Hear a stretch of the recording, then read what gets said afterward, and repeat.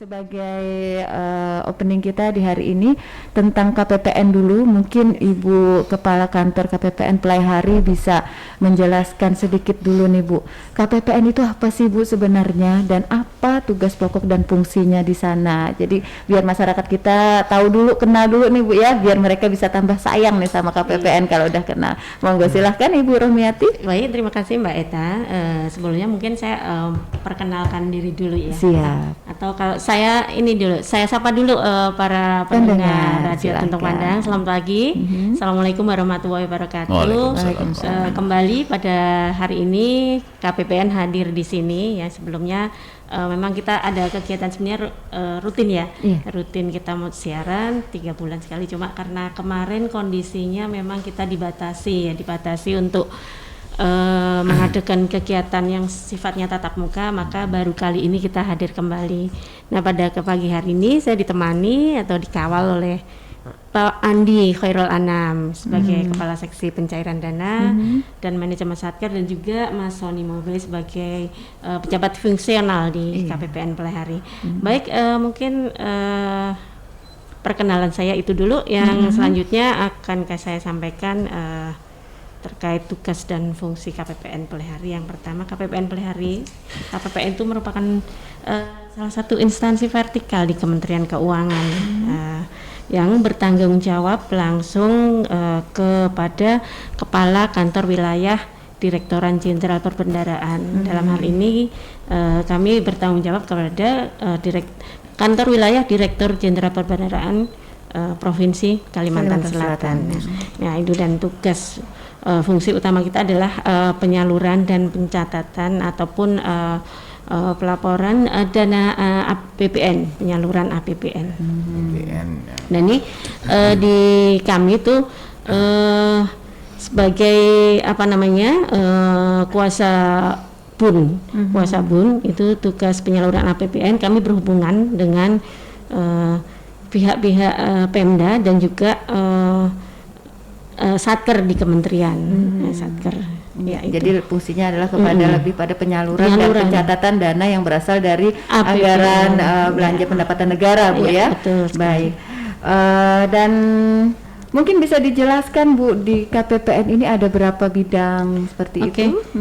Di KPPN Pelaihari itu ada 3 seksi dan tepatnya 3 seksi dan 1 subbagian umum. Yang pertama adalah seksi pencairan dana dan manajemen satker, kemudian seksi bank, yang ketiga seksi verifikasi dan akuntansi dan kepatuhan internal. Yang terakhir adalah subbagian umum itu. Sebagian umum ya. Terkait dengan pencairan dana itu ada di tugasnya di seksi pencairan dana. Terkait dengan satker kementerian lembaga yang akan menyalurkan dananya ya, mencairkan dana APBN-nya itu berhubungannya dengan seksi pencairan dana. Nah, untuk tugas manajemen satker sendiri itu terkait dengan salah satunya itu pembinaan ke satker, jabatan fungsional juga itu yang membina adalah di bagian seksi pencairan dana dan manajemen satker. Oke, kalau dari secara garis besarnya nih, kalau dari penjelasan Ibu tadi, ini di KPPN ini urusan duit Bu ya? Urusan duit Bu ya? Duit negara ya? Duit negara. Bagaimana anggaran pendapatan belanja negara itu disalurkan ke daerah, kemudian seperti apa pemanfaatannya atau penggunaannya di daerah, seperti itu ya? Baik. Nah, dan hari ini ada yang program mungkin yang akan kita bahas nih Bu dari KPPN Pelaihari. Ada program apa nih yang mau kita sampaikan untuk masyarakat hari ini nih? Ya, hari ini kita akan bicara terkait dengan sakti. Sakti. Apa itu sakti ya? Pasti hebat Bu ya. Mandraguna temannya tuh. Sesuai namanya. Baik, Ibu Sakti. Sakti itu mungkin sebelum kita bicara sakti, kita bicara dulu bahwa di era reformasi ini tuntutan untuk apa namanya good governance itu kan sangat kencang ya, dan di instansi-instansi pemerintah itu senantiasa melakukan apa namanya inovasi dan seperti termasuk juga dalam mewujudkan good governance tersebut Kementerian Keuangan itu khususnya ya Direktorat Jenderal Perbendaharaan terus melakukan perbaikan inovasi. Salah satunya adalah dalam hal pengelolaan keuangan negara. Yang pertama itu adalah SPAN Sistem Perbendaharaan dan Anggaran Negara, itu sudah diterapkan di kami di Dirjen Perbendaharaan dan Anggaran. Nah, itu merupakan terobosan dalam mewujudkan pengelolaan keuangan negara yang terlebih akuntabel, transparan dan efisien. Nah untuk Kementerian Negara dan lembaga negara itu dalam perkembangannya Dirjen Perbendaharaan juga melakukan inovasi juga dengan menghasilkan aplikasi Sakti yang itu sistem akuntansi keuangan tingkat instansi. Nah ini dipakainya di Kementerian Negara, lebih tepatnya di satuan kerja seperti itu. Mungkin nanti akan lebih jelasnya akan dijelaskan oleh Mas Soni ya. Mas Soni nanti yang akan membicarakan lebih detail lagi. Yang jelas aplikasi Sakti ini tujuannya adalah bahwa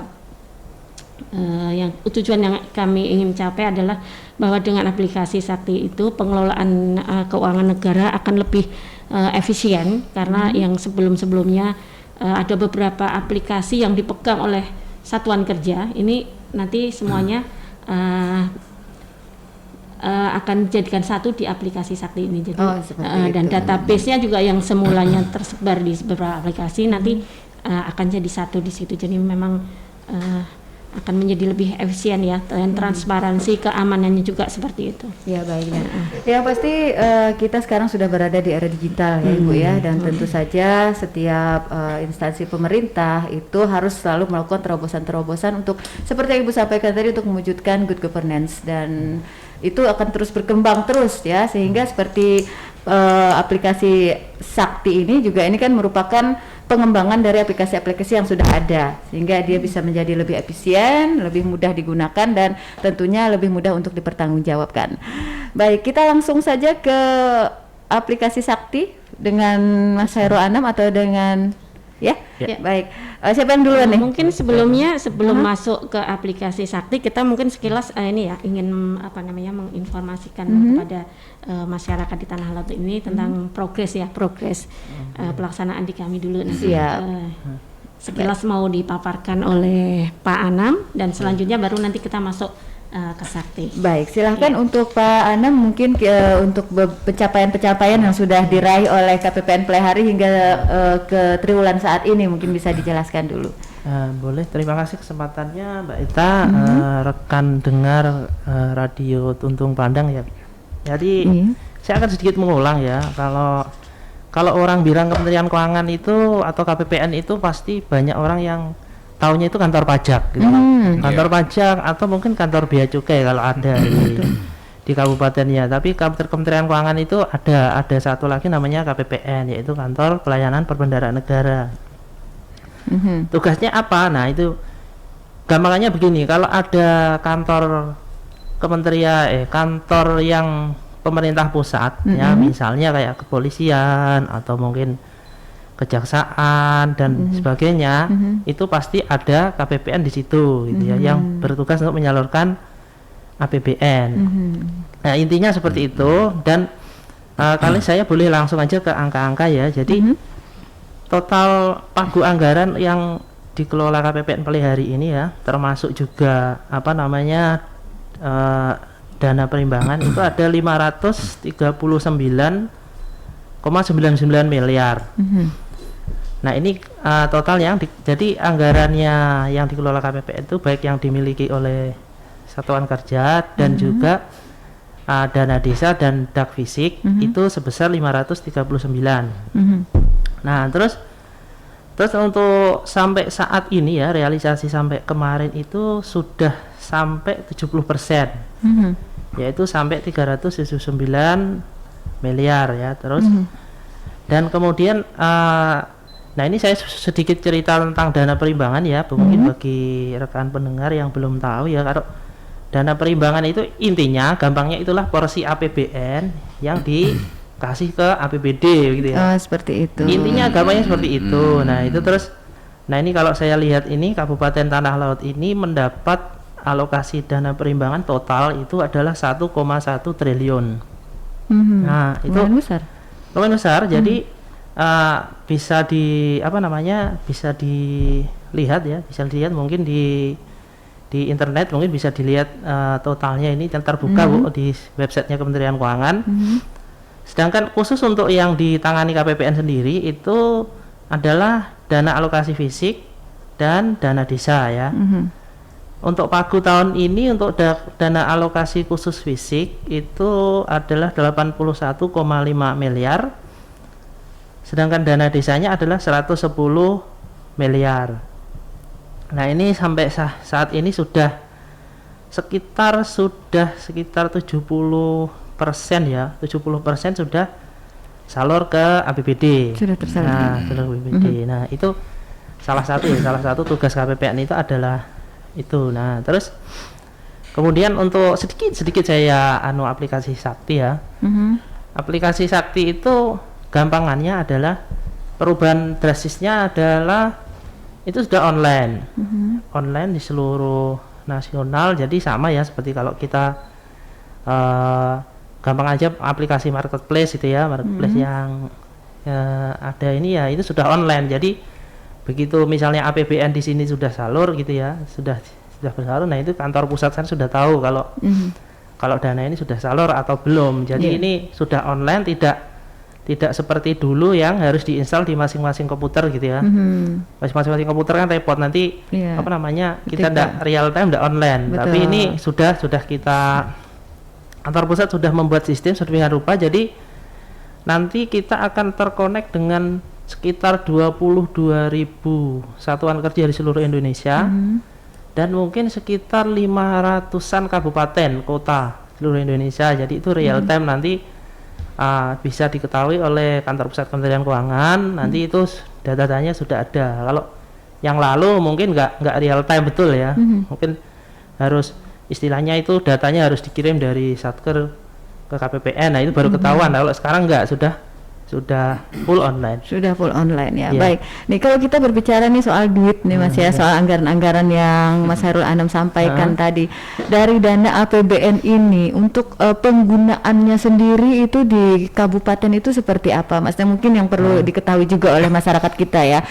Sehingga ketika kita memaparkan ini ada dana sekian, pendengar kita ini bisa tahu dana ini alokasinya untuk apa saja, digunakan untuk apa saja di daerah kita ini. Mungkin itu bisa diberi gambaran sedikit Mas kepada pendengar kita. Oke, kalau untuk penggunaan dana ini kan tergantung satuan kerjanya misalnya ya. Kalau misalnya kepolisian mau operasi misalnya hari raya atau Nataru, nah itu nanti ada di datanya, ada di kepolisian gitu. Tapi kalau untuk gampangnya ya, umumnya untuk masyarakat umum itu kan saya kira yang istilahnya saat ini yang gampang ketahui itu mungkin fisik. Dan alokasi khusus fisik namanya dana alokasi khusus fisik. Fisik itu ya harus untuk pembangunan ya. Fisik gitu ya. Nanti bisa dilihat di kalau memang pemirsa rekan dengar mau minta data itu bisa nanti langsung ke BPN. Dan saya kira kemudian ada dana desa. Nah kalau dana desa itu biasanya di tiap desa itu kan ada pengumuman APBDes.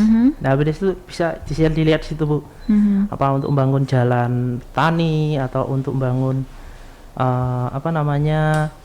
biasanya sih TK ya, TK atau fasilitas umum atau jalan desa itu aja. Nah itu masyarakat bisa langsung meminta untuk ke masing-masing desa. Baik, jadi intinya kalau boleh kita tangkap dari penjelasan tadi bahwa dana-dana yang berasal dari APBN ini yang pertama adalah untuk dana operasional kegiatan dari dari instansi vertikal ya, kemudian dia juga bisa untuk membiayai pembangunan di Kabupaten Tanah Laut seperti itu. Nah, kemudian apakah juga dana ini bisa digunakan oleh masyarakat, Pak? Dana ini kalau digunakan langsung oleh masyarakat saya kira nggak bisa ya. Nggak bisa ya. Karena ini peruntukannya jelas. Kalau misalnya kalau dana alokasi khusus fisik itu sudah ada, proyeknya sudah ada, jadi sudah diusulkan tahun lalu, tahun sekarang dijalankan. Nah, mungkin yang dimaksud bisa diterima langsung oleh masyarakat itu mungkin BLT. BLT yang berasal dari dana desa. Oh, seperti itu. Nah, namanya bansos itu kan banyak. Nah, salah satunya adalah bantuan langsung tunai desa. Nah, itu biasanya sudah ada di dananya di masing-masing desa. Nah, itu langsung bisa digunakan masyarakat. Besarnya kalau nggak salah 300.000 per bulan. Oh iya. Dan itu full. Yang dari BLTDD ya, BLT dana desa ya. Iya. Oke, jadi intinya kegiatan ini sudah ada peruntukannya, Pak ya, dan untuk bisa diakses langsung oleh masyarakat itu memang tidak bisa, tetapi masyarakat tentu saja bisa menikmati hasil ataupun juga manfaat dari dana-dana yang telah disediakan oleh negara untuk pembangunan di Kabupaten Tanah Laut ini. Baik, dan karena gini ya Mas ya, kalau kita berbicara masalah duit ini sensitif ya, karena kadang-kadang bisa menjadi salah persepsi, kadang-kadang juga menjadi salah sesuatu hal yang menjadi miskomunikasi antara masyarakat dengan kita sebagai pelaksana kegiatan seperti ini. Makanya hari ini kami menyampaikan apresiasi kepada KPPN Pelaihari yang sudah berkenan untuk talkshow bersama kita pagi ini untuk membuka wawasan pendengar kita bahwa transparansi keuangan itu memang sangat penting sekali kita lakukan, dan saat ini pemerintah juga sudah selalu meningkatkan inovasi-inovasinya juga untuk keterbukaan informasi ini dan juga transparansi anggaran seperti itu. Baik, kayaknya kita langsung ke aplikasi Sakti. Silakan Mas Soni. Mas Soni ya panggilannya ya. Oke, silakan Mas Soni. Baik, terima kasih Mbak Bu Meta. Jadi memang kalau di dalam tadi sudah disampaikan juga oleh Pak Anam dan Bu Ati bahwa memang di dalam keuangan negara kita itu kita sudah selangkah lebih maju gitu. Udah kita setiap tahun kita selalu untuk melakukan perubahan-perubahan. Salah satunya adalah dari sisi mekanisme aplikasi yang itu platformnya yang setiap hari, yang setiap tahun itu dipikirkan untuk tantangan zaman itu masuk gitu, Bu. Baik. Nah, jadi pada menyesuaikan dengan kemajuan ya Mas ya. Menyesuaikan dengan kemajuan. Nah, kalau yang sekarang ini yang mungkin kita kenal dengan Sakti gitu ya. Tadi sudah dijelaskan oleh Pak Anam juga bahwa Sakti ini sebetulnya platformnya, Bu. Platformnya. Jadi rekan-rekan pendengar bahwa dalam instansi pemerintah pasti punya platform pembayaran masing-masing. Baik itu di Pemda, baik itu di pemerintah pusat seperti itu. Nah, untuk di pemerintah pusat saat ini memang posisinya tadi seperti juga disampaikan oleh Pak Anam terpisah-pisah, juga tadi database-nya terpisah-pisah. Nah, sehingga kesulitan untuk pengambil kebijakan di level pimpinan paling tinggi, mungkin dalam hal ini kementerian maupun presiden, untuk mengetahui seberapa besar anggaran sudah tersalurkan, seberapa cepat ataupun sudah sampai di mana gitu. Nah, sehingga dengan adanya online seperti ini maka itu kebijakan dapat cepat dan harapannya dapat efektif digunakan oleh pengambil kebijakan. Dan sebagai kontrol juga ya Mas ya, tentunya dengan adanya keterbukaan sistem seperti ini itu akan lebih mudah kontrol bagi pemangku kebijakan tertinggi untuk melihat bagaimana kita sebagai pelaksana kegiatan ini apakah sudah benar-benar terrealisasi atau terlaksana dengan baik seperti itu. Baik, lanjut. Dan di dalam aplikasi Sakti sendiri tadi juga sudah disampaikan oleh Bu Ati bahwa Sakti adalah sistem akuntansi keuangan tingkat instansi. Artinya di situ secara akuntansi bahwa setiap transaksi gitu ya, setiap transaksi yang dilakukan action oleh satuan kerja itu akan langsung diketahui oleh kantor pusat. Dalam hal ini nanti dari sisi penjurnalannya, Bu. Nah, jadi setiap transaksi itu langsung akan terlihat jurnalnya langsung gitu. Jadi secara gampangnya kita dapat langsung mengetahui bahwa oh ini sudah tadi seperti tadi sudah ternyata sudah dalam proses untuk pembayaran atau dalam masih tahap untuk pengiriman SPM dan sebagainya gitu. Nah, untuk di dalam Sakti sendiri itu juga selain untuk pembayaran juga mengakomodasi untuk masalah yang lain seperti aset tetap, nah, kemudian transaksi untuk persediaan gitu, karena di dalam kita memanajemen keuangan itu tidak hanya secara uangnya saja, tapi kan juga ada barangnya juga. Antara barang dan uang ini harus matching kan gitu ya Bu ya. Nah dari sisi barang itu kan terdiri dari aset tetap maupun persediaan seperti itu. Nah sehingga di dalam prakteknya itu baik dari sisi keuangan dan sisi barang ini menjadi diakomodasi di dalam Sakti itu sendiri. Nah ini sudah berjalan mulai sebenarnya sudah dari 2017 Bu. Cuman memang karena tahapnya itu panjang dan ada skema dan ada penjadwalan secara berjangka gitu ya Bu dari Direktorat Jenderal Perbendaharaan bahwa memang tiap tahun itu ada piloting gitu di setiap satker. Nah jadi untuk diketahui juga bahwa tahun 2021 ini sudah dilakukan pelatihan supaya aplikasi ini bisa diakses oleh seluruh satker, nah di seluruh kementerian dan lembaga. Nah jadi pada bulan September kemarin, September itu sudah dilakukan pembinaan dan BIMTEK ya Bu ya, BIMTEK kepada satuan kerja di lingkup KPPN Pelihari di Tanah Laut ini. Itu seluruh satker Bu, mulai dari Polres, kemudian mulai dari BNN seperti itu ya, atau Kementerian Agama, dan seluruh satker yang ada di Pelihari ini sudah dilakukan pembinaan dan bimbingan teknis untuk aplikasi ini, sehingga nanti di tahun depan Bu 2022 ini dapat full modul dijalankan.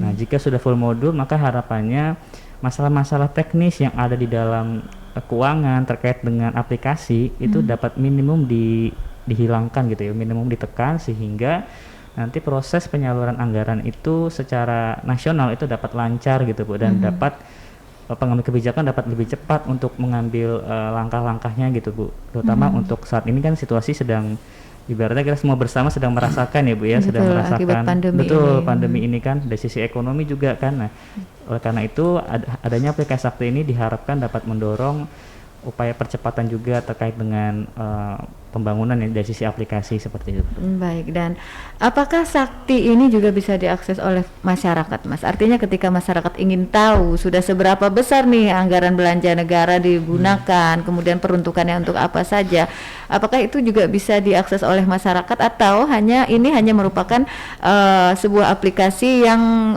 secara hierarki sampai kepada pemangku kebijakan tertinggi saja seperti itu? Ya, baik. Jadi untuk aplikasi Sakti itu sendiri memang diakses hanya kepada para pejabat di satuan kerja yang melakukan tugas dan fungsinya terkait dengan keuangan Bu.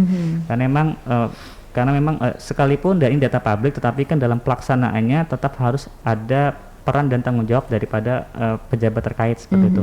Sehingga dari sisi Sakti sendiri, aplikasi ini memang diperuntukkan sebetulnya khususnya kepada para pejabat di satuan kerja masing-masing seperti itu. Mungkin dalam hal ini pejabat PPK, pembuat komitmen, kemudian ada PPSPM gitu yang membuat SPM dan sebagainya seperti itu Bu. Nah jadi untuk masyarakat secara umum sebetulnya kalau ingin melihat datanya itu bisa langsung mungkin nanti ke kantor ke satuan kerja masing-masing, tapi datanya pun sudah data yang memang real gitu ya Bu. Ya, kalau di dalam Sakti kan data operasional, jadi mungkin teknis sekali kalau masyarakat ingin melihat nanti tidak tahu karena kan bahasanya tuh bahasa teknis keuangan gitu. Betul. Nah, tetapi Pak di dalam era keterbukaan informasi seperti ini memang kadang publik kita sudah semakin kritis, masyarakat kita juga sudah semakin cerdas betul. Dan kita juga dituntut untuk transparan dalam melaksanakan kegiatan apalagi yang berkaitan dengan penggunaan dana negara, sehingga kita ada yang namanya pejabat pengelola informasi dan dokumentasi. Apakah di KPPN juga ada PPID-nya Ibu, sehingga itu merupakan suatu media yang bisa diakses oleh masyarakat untuk keterbukaan informasi dari KPPN seperti itu, atau mungkin ada website tersendiri atau mungkin ada sarana atau media tersendiri dari KPPN yang bisa memberikan penjelasan kepada masyarakat ini tentang bagaimana progres atau bagaimana pencapaian yang telah kita lakukan seperti itu.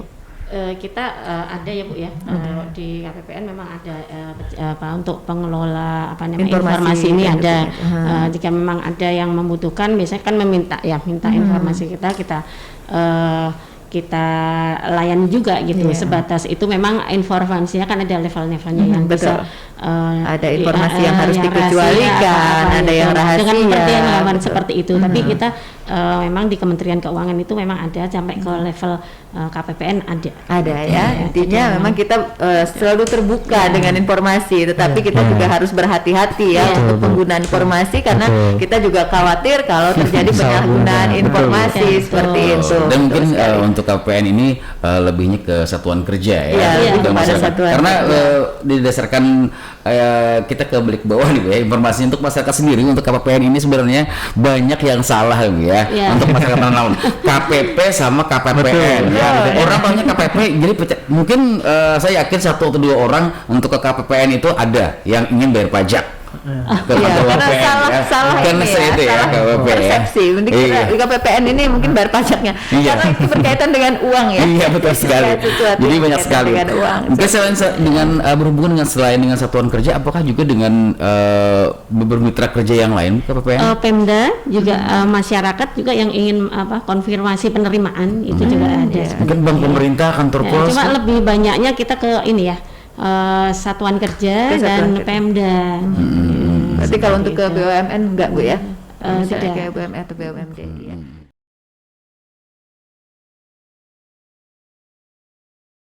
Dengar Tuntung Pandang FM, kita masih bersama narasumber kita dari KPPN Plehari dan kita masih berbicara tentang sakti tadi ya. Nah, kita lanjut aja nih Mas Sony ya, sakti atau sistem akuntansi keuangan tingkat instansi ini.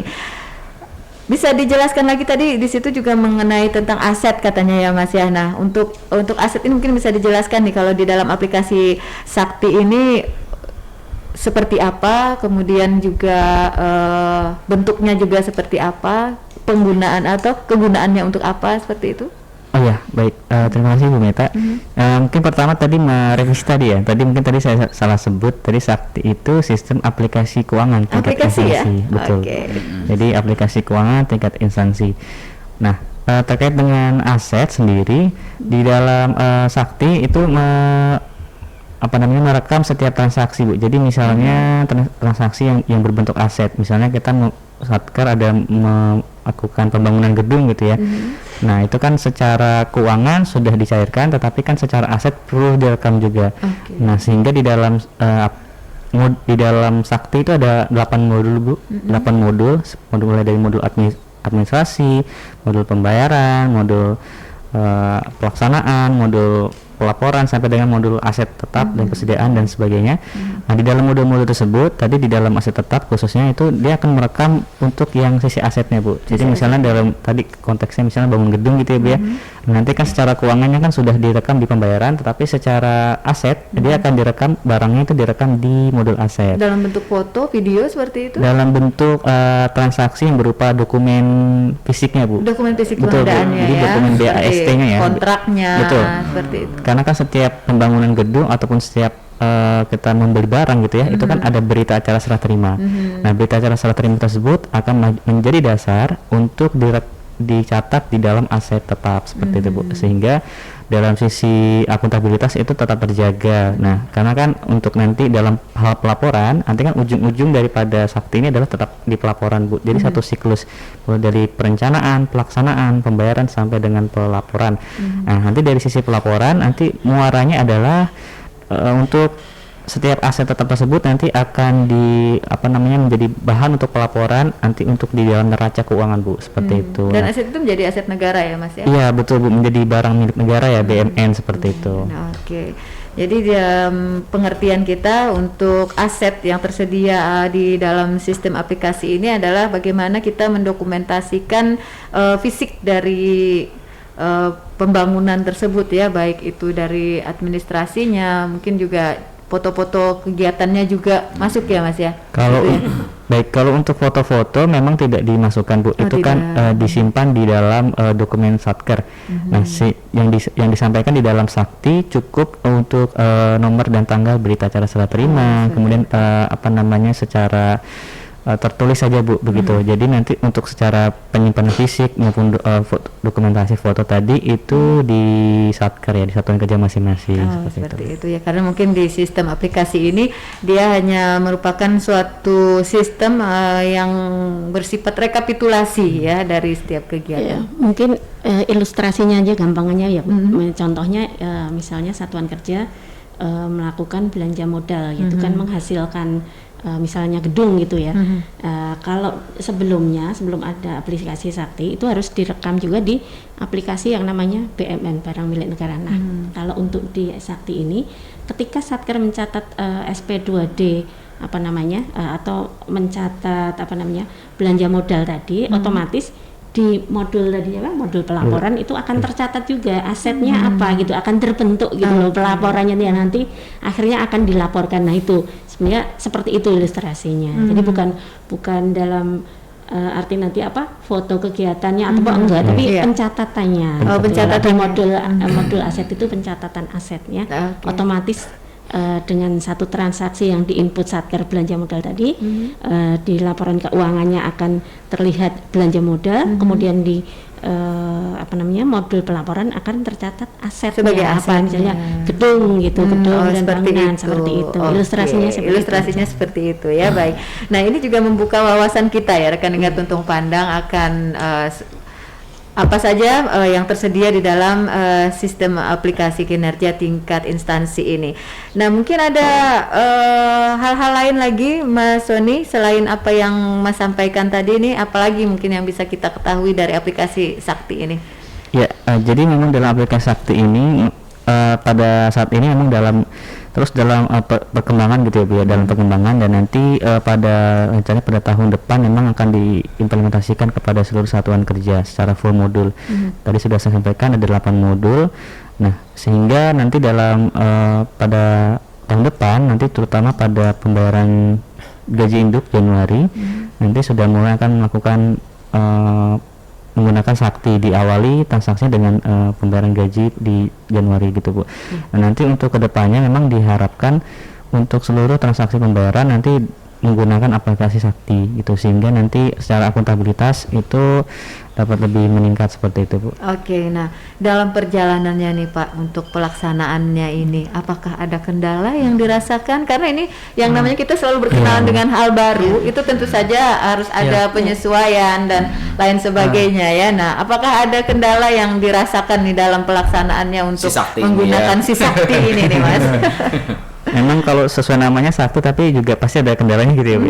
Sakti memang dalam kendalanya memang online ya Bu ya, karena sifatnya online jadi membutuhkan internet seperti itu Bu. Nah, dan dalam prakteknya kita ketahui sendiri di tanah laut ini kan tidak semua tempat itu stabil internetnya seperti itu. Nah, jadi kendala yang paling utama dari sisi infrastruktur, sisi internet. Nah, tapi kami juga dari KPPN memberikan pelayanan juga jika ada satuan kerja mungkin yang kesulitan terkait dengan internet, bisa datang ke KPPN untuk nanti tetap kami layani untuk dari si jaringan seperti itu ya Bu ya. Nah, kemudian dari kendala yang lain memang pada saat ini karena ini masih baru pertama, jadi tentu saja pemahaman itu akan terus dibangun gitu Bu. Jadi pemahaman kepada para operator keuangan di satuan kerja ini juga menjadi kendala juga, tetapi bersyukur bahwa para satuan kerja di tanah laut ini sangat kooperatif sehingga kami dapat bekerjasama, dan harapannya nanti kendala-kendala tadi terkait dengan pemahaman itu dapat diatasi seperti itu Bu. Nah, untuk sistem aplikasi ini berarti kita punya operator keuangan tersendiri ya. Mungkin kriterianya seperti apa nih kalau mau jadi operator nih Mas? Apakah sudah ada dari kementerian yang ditunjuk atau ada semacam rekrutmen dari daerah masing-masing seperti itu? Ya, jadi kalau untuk kriteria memang itu diserahkan kepada satuan kerja masing-masing Bu. Jadi karena pada prakteknya kan setiap kantor gitu ya kan tidak semuanya pejabat atau pegawainya cukup gitu ya, mungkin ada yang kurang seperti itu ya. Selalu seperti itu Mas kurang. Kayaknya ya seperti itu ya. Nah, jadi untuk mengakomodasi itu makanya dalam Sakti itu kan pembagian user dan user aplikasi itu kan dibagi berdasarkan level kewenangan.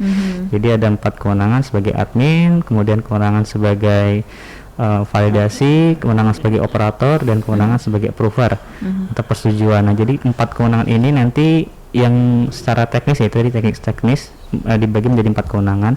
Nanti untuk kriteria masing-masing kewenangan diserahkan kepada Satker. Khusus untuk approver memang itu dan validator diserahkan kepada pejabat karena fungsinya adalah sebagai persetujuan seperti itu dan memvalidasi data. Tetapi kalau untuk operator mungkin bisa oleh stafnya seperti itu ya. Nah, jadi memang diberikan kebebasan oleh para pengambil kebijakan di satuan kerja masing-masing seperti itu. Oke, tetapi yang pasti tetap ada kriteria tertentu yang harus dipenuhi ya oleh seorang operator meskipun dia direkrut atau dipilih sendiri oleh satuan kerja masing-masing, tetapi ada hal-hal yang memang harus dipenuhi seperti itu, dan persyaratan pasti, Bu. Persyaratan, dan juga untuk peningkatan kapasitas mungkin seperti bimbingan teknis seperti itu juga tetap dilaksanakan, Mas ya? Ya, sampai dengan hari ini kita di minggu ini juga KPPN juga sedang dalam bimbingan juga, Bu, mengadakan bimbingan teknis lanjutan terkait dengan persiapan untuk Sakti ini di tahun depan ya kepada satuan kerja di Tanah Laut ini. Nah, untuk bimbingan terus akan kami layani gitu, Bu, di KPPN. Nah, karena memang untuk pelayanan ya, salah satu bagian dari pelayanan di KPPN itu adalah untuk melayani satuan kerja, terutama di bagian sisi aplikasi keuangan seperti itu. Oke, nah ini cukup panjang sekali perbincangan kita nih terkait apa saja yang terlaksana di KPPN ini, karena memang selama ini mungkin kebanyakan masyarakat kita masih belum begitu mengenal dengan KPPN ya, Bu ya, karena hubungannya ini instansi vertikal. Seandainya dia berhubungan langsung kepada masyarakat, mungkin eksistensi KPPN akan lebih meningkat di masyarakat seperti itu. Nah, KPP ya. Betul. Seperti KPP. Nah, kalau KPP mereka karena berhubungan dengan pajak dan itu berhubungan dengan individual masyarakat kita, sehingga mereka lebih familiar nih dengan yang namanya KPP. Nah, bahkan sampai salah-salah dikira KPPN juga KPP seperti itu ya. Tapi itu mungkin ada untungnya, Ibu, dengan masyarakat menganggap KPPN ini sebagai KPP, akhirnya mereka tahu secara tidak langsung, oh ternyata ini KPPN seperti itu. Iya, betul. Oke, biar nggak tegang aja, Bu ya kita. Karena kalau bicara soal sakti ini mungkin dari namanya saja kita sudah bisa melihat ada semacam wibawa performa yang dibawa oleh aplikasi ini, yang memang ini harus kita kayaknya ini pas banget gitu, karena dia berkaitan dengan bagaimana akuntabilitas kita, kemudian juga tanggung jawab dan juga kepada masyarakat, kepada negara, karena ini berkaitan dengan yang namanya penggunaan dana dan anggaran ya, Bu ya. Baik, ada mungkin sudah sekitar 4-50 menit nih kita sudah bersama-sama, Ibu. Ada 10 menit waktu kebersamaan kita lagi. Mungkin ada closing statement yang ingin disampaikan, Ibu? Iya, terima kasih Mbak Eta. Mungkin closing statement saya, ini kan Sakti ini nanti di tahun 2022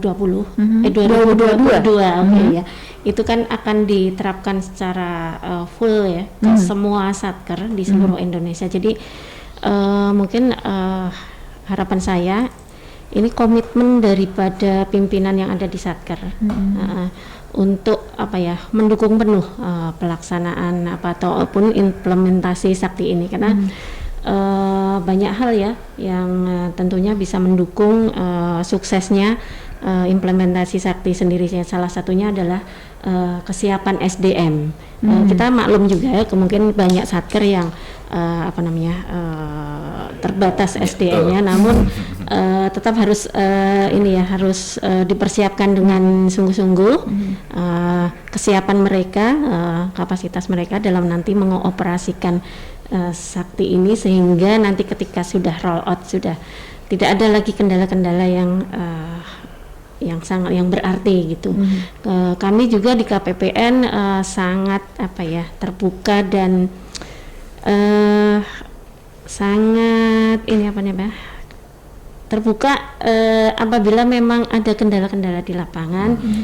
Kita selalu siap untuk menyelesaikan ini semua kan untuk kelancaran pelaksanaan APBN. Kalau APBN lancar disalurkan, tentunya manfaatnya juga bisa lebih maksimal dirasakan oleh masyarakat. Iya, seperti itu. Mungkin itu saja. Baik Ibu Rohmiati, Mas Hairul Anam, Mas Sony juga ya, sudah cukup panjang di penjelasannya pada hari ini. Kami ucapkan terima kasih atas kesediaannya hadir di studio kami untuk memberikan informasi dan juga membuka wawasan bagi rekan dengar kita terkait pembangunan di negara kita di Republik Indonesia ini, khususnya di Kabupaten Tanah Laut kita tercinta ini. Dan kalau boleh saya ulang lagi ini closing statementnya dari Ibu Kepala KPPN ini, bahwa beliau mengharapkan agar satuan kerja itu lebih mendukung penuh nanti untuk implementasi sakti ini di tahun 2022 Bu ya, sehingga APBN itu bisa terserap dengan maksimal dan tentunya juga manfaatnya bisa dirasakan lebih maksimal lagi oleh masyarakat kita khususnya di Kabupaten Tanah Laut ini.